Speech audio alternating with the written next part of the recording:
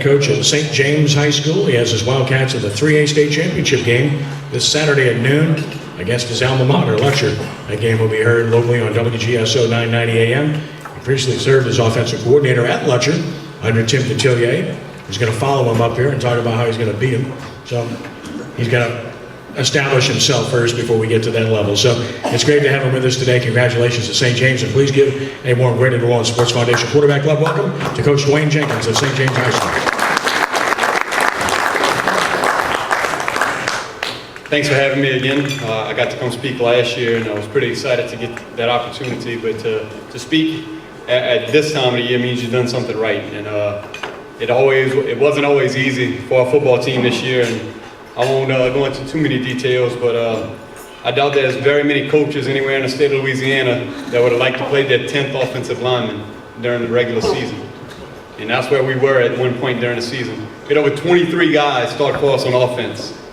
And the only one that started all 10 of our regular season games on the offensive lineup was our quarterback, who was a backup from day one, because we lost our All-American quarterback in the spring to a torn ACL. DeMarcus Williams, he's finally getting some of the notoriety that he probably deserved. He was our sophomore quarterback that started for us. There was an article in the paper out of Thibodeau this morning on him, and it was basically he was our team MVP. He held us together. He was a sophomore who had never played quarterback before, made the transition this summer, and really embraced that role and took a leadership role as a sophomore. He finished the season with 1,600 yards passing, 400 yards rushing, and scored 22 touchdowns as a sophomore, his first time playing quarterback in his 12 starts. And then during the end of the season, we got the boost that we probably needed to be able to make a run as a 15 seed to still be playing today. Lowell Narcisse, the All-American quarterback that I mentioned before, made a miraculous recovery from an ACL injury that he sustained in May.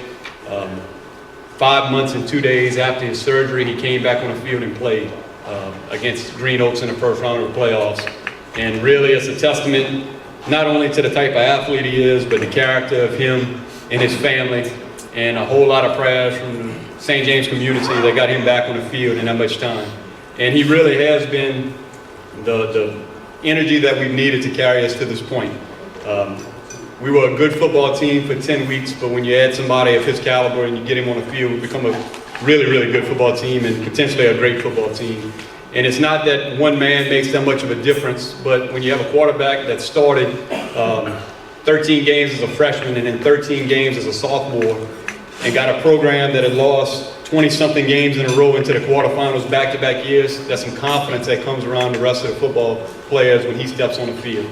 And when he stepped on the field for that first time, I promise you, there was a bunch of hearts that skipped beats and a bunch of people that didn't breathe. His first play against Green Oaks in the playoffs. And he proceeded to play 17 plays in that first game and scored 3 touchdowns. And turned around the next week, we went on the road to play number 2 Eunice. Had been ranked in the top 10 all year long, really had a great season. And their only loss up until that point was to one of the top-ranked teams in 4A in Crowley. And Lowell came out and didn't start that game either. DeMarcus got us off to a good start. But Lowell came in and ended up playing 30 snaps and accounted for 4 more touchdowns that next week. And then the following week, he made his first start against Green Oaks in the quarterfinals. And all he did was come out and throw for 130 yards and 2 touchdowns and run for 138 yards and 2 more touchdowns. So it's been a pretty remarkable story. But the constant that we've had all year long is our defense has really showed up and played most of the year, and they've had their share of injuries. Our defense is led by a linebacker who's a senior, Aquinda Steib, who started, I think we played 40 games since I've been at St. James. He started 39 of them, and it wasn't without some trials and tribulations on his part. The week after we played Lutcher, Aquindus went to the hospital with an irregular heartbeat, and they weren't sure what it was. He spent 3 days in the ICU and missed our game against De La Salle, and came out. Everything was cleared. He was fine. They didn't have to do anything to him medical procedures-wise, and he got cleared the next week, and he's played with a renewed sense of urgency ever since that point. So we've been up and down injury-wise. We're probably the healthiest we've been all year long, and it's at the best time of the year. And we're just excited. We're excited that we were able to get a program that was great for a long time, back in the conversation of being one of the best teams in 3A again. So we're excited, and we're looking forward to Saturday's game against Lutcher. Any questions? Raise your hand. Hey, Coach, congratulations on your success this year. It sounds like you're saying about the injuries and stuff, so this bye week that you happen to have right before the championship game because of a meet being removed from the playoffs. Well, I think I was on a TV show earlier this week with Coach Atelier, who we can have a whole nother conversation about, and he answered that question probably the best.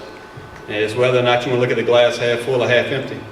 We're still a football team that's developing at this point, bringing a quarterback back on the field and getting chemistry.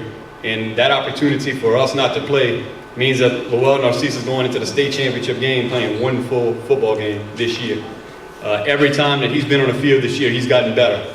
And every snap that he's been on the field, he's gotten better. So we're going in to a state championship game with a quarterback that hasn't played 100 snaps this season. So I would have took an opportunity to play the game and get him on the field and see how much better he can get playing a full game. So it was an emotional roller coaster last week, from showing up, from winning the game on Friday night, where we didn't think we finished the game like we were capable of, kind of let the score get a little closer than what the game truly was. Coming in Saturday morning and working, but reading the reports in the newspapers, our kids calling us because they were seeing it on Twitter that there was some altercation in that game the week before, and then having that hang over your head all week long with rulings, court procedures and everything else, and not knowing if you were going to play a game at 10 o'clock on a Friday is not the ideal situation, I promise. Anyone else? Coach, talk about the strength of your district schedule this year, also playing Lutcher for the second time this year, and also talk about what this game means for the St. James Parish community since you're both district rivals, and talking against your mentor, Coach Atelier. All right, well, I'll start off with a district. I'm a firm believer that our district is probably the toughest 3A district in the state, and I think that was reconfirmed when we went to Eunice. And we played a team that was the number 2 seed. The week before, they played McMain. And McMain in our district didn't have the greatest record. They played against us, De La Salle, and Lutcher, and struggled in those 3 games. And they went on the road and played Eunice extremely tough. And Coach Trosclair, who's been doing this a long time at Eunice, talked to me after the game, and he said, Coach, I know y'all played in a tough district. I saw McMain against De La Salle, I saw McMain against Lutcher, I saw McMain against you guys. And I'm telling you, if McMain moved out west and played in our district, they would have competed for the district championship. And that was the team that finished 5th in our district. And they would have gone out to that Lafayette-based district, and they thought they would have, the coach from the team that won the district thought that McMain would have competed for the district championship. So that says a lot about the strength of our district. As far as playing Lutcher the second time, I'm happy that this one's being played in a Superdome and it's not being played at St. James High School, because I don't have to deal with any of the logistics that go into scheduling a game that was played for the first time in over a decade and figuring out where we were going to park cars and where we were going to put people. So there's a whole lot of things that go into preparing for a state championship game, but I'm glad I'm not having to worry about parking assignments and gate ticket collectors and those types of things. We're two different football teams at this point, and I know Lutcher has embraced these expectations all year long. It's kind of what they've expected, and they got the best of us, and they handled that big game situation a whole lot better than we did the first time. A minute and a half into the game, trailing 16-0 probably isn't the place you want to be with a sophomore quarterback who's playing in that environment for the first time. And I said it earlier, I don't know if the game will be any different, but I know our kids are a lot more relaxed about that possibility now. We've played in a couple of big games here the last couple of weeks, and we've responded a whole lot different. I think that was all parts of this question. Anything else? Well, thank y'all. I appreciate y'all for having me back.